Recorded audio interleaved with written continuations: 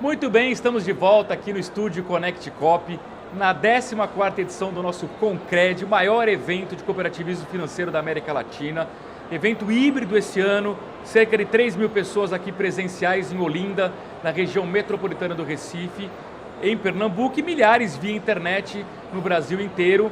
Você já sabe que nos intervalos das plenárias ele sempre recebe um entrevistado aqui, uma entrevista exclusiva. Tenho o prazer de receber a Paula Arraca, que é palestrante, nasceu na Argentina, não sei se você mora aqui no Brasil, na Argentina.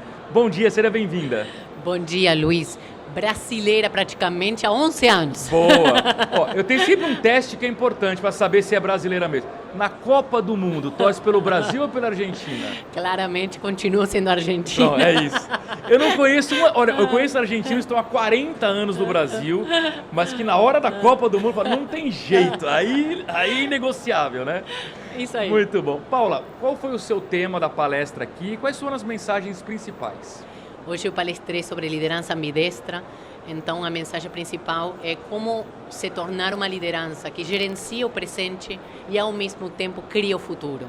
E essa é uma destreza cada vez mais necessária nesse mundo de mudanças tão dinâmicas, constantes e que nos trazem cada vez mais desafios inéditos, onde precisamos exercitar essa capacidade que às vezes parece um dilema, porque gerenciar o presente demanda precisão, demanda processos, repetição, uma manutenção daquilo que existe, baixo risco, e enquanto que a criação do novo nos demanda experimentar, nos demanda intuição, exige da gente um pensamento que nem sempre é linear, que nem sempre tem precisão do resultado esperado. Então é um olhar muito mais criativo de ampliação de perspectivas e onde sim o risco faz parte como um fator necessário para procurar um retorno maior. E pode parecer algo assim de alguma maneira paradoxo, mas a liderança ambidestra é aquela que consiga inaugurar o e entende que é a união dos dois, não é um mais importante do que o outro, é de fato essa ambidestria, essa habilidade de conseguir segurar os dois pratinhos ao mesmo tempo, mas fazer com que as equipes entendam a importância dessa missão, gerenciar o presente, matar algo do que a gente faz hoje também para dar espaço a essa criação do futuro. Perfeito. Eu adoro esse tema liderança, que eu tenho um monte de dúvidas.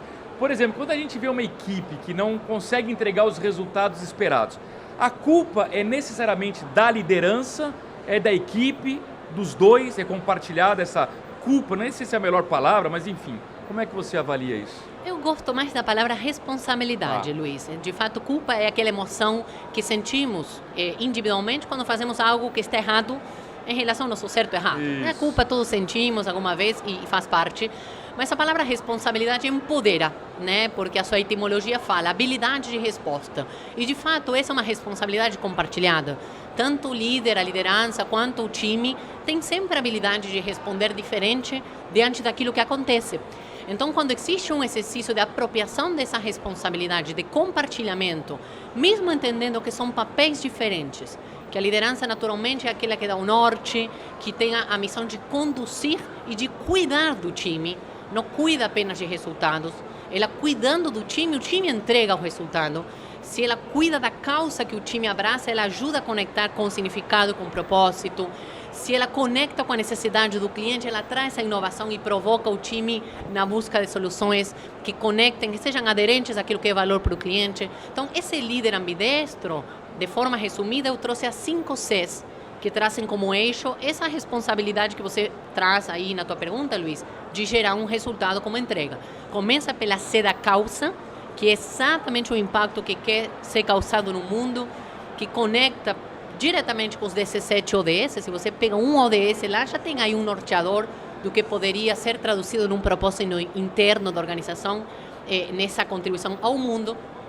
Vai para o colaborador, que ele precisa assumir esse lugar de protagonismo, de atuação, que protagonismo não está aqui no microfone, né, Luiz? Protagonismo é no bastidor também. Claro. Protagonismo é assunção de responsabilidade e entendendo que o líder tem um papel nessa construção, não apenas do time de colaboradores, mas na cultura, que é aquele jeito coletivo de ser, aquele padrão de comportamentos que permite sustentar a entrega do resultado aderente à estratégia do negócio.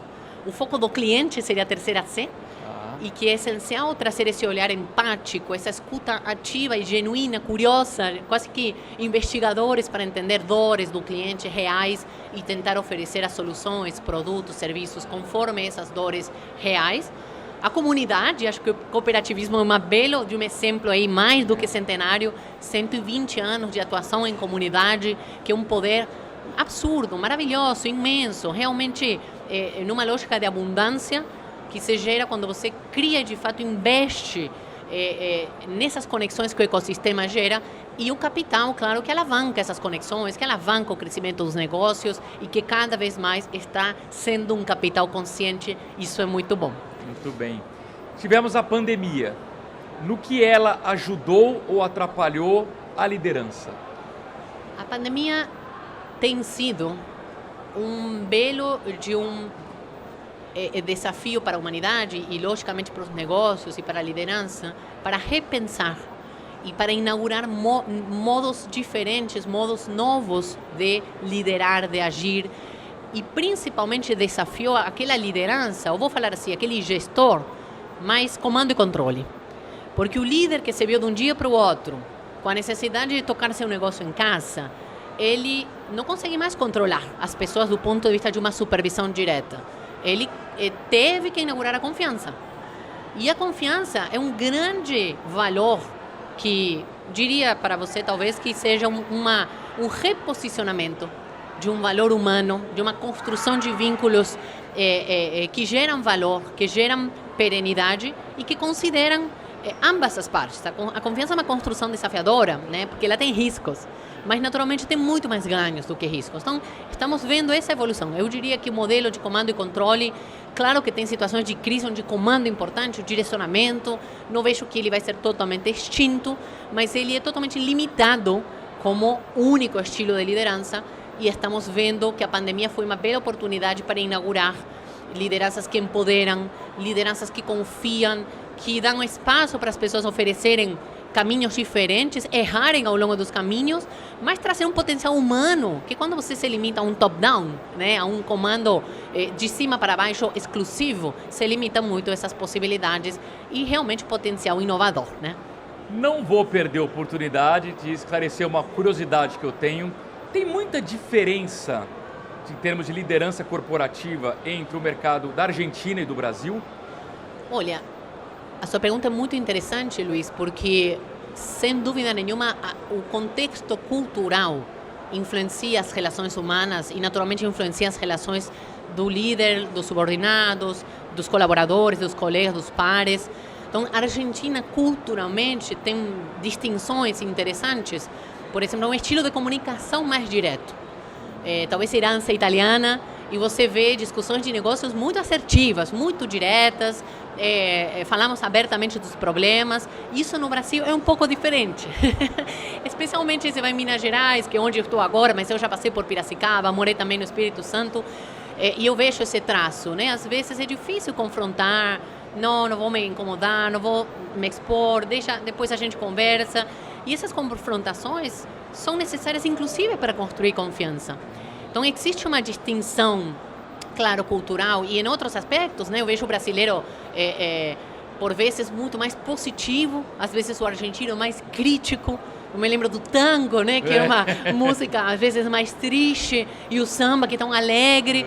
Então, assim, tem uma série de temperos, e poderíamos falar muito tempo aqui, né, Luiz? Sem dúvida nenhuma, essas diferenças existem. E cultura, para mim, é cultura. Então, não é melhor ou pior. Simplesmente são padrões de comportamentos que foram incentivados ao longo do tempo em cada região, tradições, costumes, e que a gente precisa respeitar e entender, né? E acho que esse exercício de entender, uma vez ouvi uma frase maravilhosa, né? Quem entende não julga, quem julga não entende. E a cultura é um belo de um exemplo para isso. Não é um lugar de julgamento, porque nossa tendência é olhar nossa visão de mundo como a verdade, né? Então, quando você tem a possibilidade, eu já trabalhei em vários países, de abrir essa visão de mundo, você começa a entender, puxa, que legal isso dessa cultura, que bacana aquilo outro. E se o líder tem essa possibilidade de juntar culturas diferentes e extrair, né, o melhor de cada cultura, ele tem aí uma diversidade que acho que vai além dos grupos, né, de afinidade, uma diversidade de ideias, de possibilidades, de mentalidades muito bacana. Muito bem. É muito comum ver em grandes empresas, médias empresas, que a pessoa que está no grau máximo da liderança é alguém que teve uma origem, foi crescendo na empresa, então tecnicamente foi alguém sempre muito competente, sempre entregou resultados, e quando ele atinge um cargo de liderança, que ele vai ter que fazer também gestão de pessoas, aí é uma tragédia. A pergunta é, dá para treinar essa habilidade de gestão de pessoas? Sim, dá sim. Não é uma habilidade inata a liderança. Claro que existem traços da personalidade que facilitam, mas sem dúvida nenhuma é treinável. Então o grande desafio dessas hard, e eu não gosto de falar soft skills, eu gosto de falar em human skills, essa habilidade de lidar com gente, é cada vez mais necessária, relevante e treinável, sim, sem dúvida nenhuma. Então quando a pessoa escolhe a missão de liderar, porque acho que tem uma escolha em assumir essa missão, porque tem muita chefia, mas não tantos líderes. E assumir a missão de liderar é escolher cuidar de gente, é escolher cuidar dessa diversidade, é escolher entender que o ser humano é um ser emocional, que não vem apenas com seu racional e falar, não, profissional separa da pessoa, vem aqui, deixa os problemas para fora. Não somos mais assim. Você perguntou antes da pandemia, né, Luiz? Assim, a pandemia tem sido um terreno fértil para percebermos e relembrarmos que éramos humanos e que dentro do ambiente corporativo, que tende a ser mais cerebral, mais pragmático, mais frio, não podemos ser apenas um recorte dessa integridade que somos como seres humanos, né? Então, desenvolver esse olhar mais sensível, mais atento, mais cuidadoso, eu vejo isso cada vez mais necessário, além da gestão de equipe, gestão de tempo, organização de tarefas, que são, na minha visão, hard skills. O verdadeiro soft é entender de gente, conhecer o que move cada uma das pessoas que compõem o time, e essa é uma dinâmica imensa, complexa, riquíssima, gostosa, esse campo da dimensão humana. Sem dúvida. E para a gente concluir, Paula, todo convidado que vem aqui no estúdio, a gente pede para participar da nossa nuvem de palavras, 3 palavras que para você definem o que é o cooperativismo financeiro e por quê. Eu escolhi colaboração, desenvolvimento e transformação. Colaboração, porque a própria etimologia fala trabalhar juntos. E o cooperativismo é um belo exemplo aí de 120 anos de vida de trabalhar juntos, de construir juntos o poder do time. A segunda que eu trouxe é desenvolvimento, porque é um desenvolvimento econômico, mas é um desenvolvimento humano, é um desenvolvimento de sonhos, de possibilidades, é um desenvolvimento de ideias, de caminhos. Então acho que essa é uma palavra muito ampla, poderosa e que reflete muito bem a missão do cooperativismo.